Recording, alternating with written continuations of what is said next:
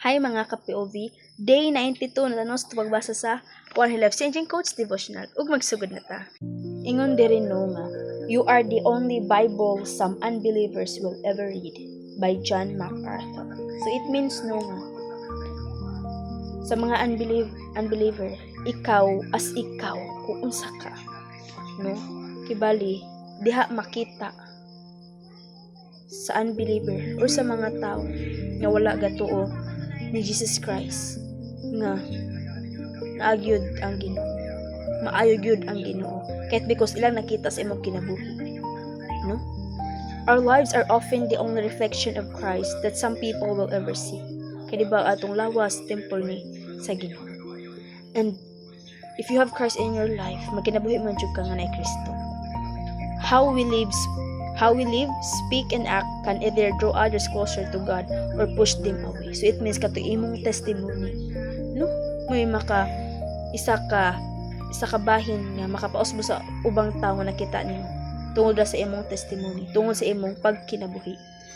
As believers, we are called to be living examples of God's love and truth. No mo nga light kas kalibutan, showing the world His grace through our action.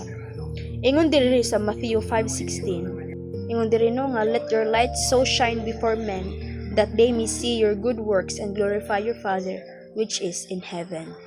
It means no nga kanang grace nga naani mo sa imong kasikasing sa kinabuhi, igawas na no, let it shine before others para lang makita ang kamaayo sa Ginoo nga naani mo, no, nasa imong kinabuhi, pinaagi sa imong testimony or sa imong kinabuhi, makita nila ang kamaayo diha sa Ginoo, no?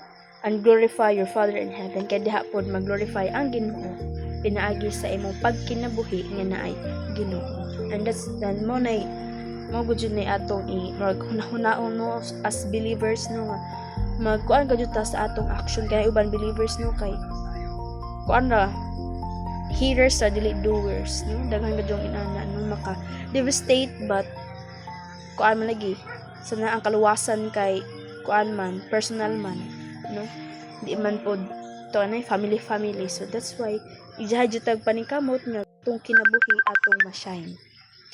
And lastly, no, ato jud ipakita gajud no sa kalibutan or sa palibot nga natay Ginoo sa tong kinabuhi, no, natay Ginoo kasing-kasing, no, we live in Christ gajud, no, and mo na pinaka-importante gayud, no, nga makita sa ubang tao nga natay Ginoo ug makita sa ubang tao nga we've changed kay because natay Ginoo sa tong kinabuhi.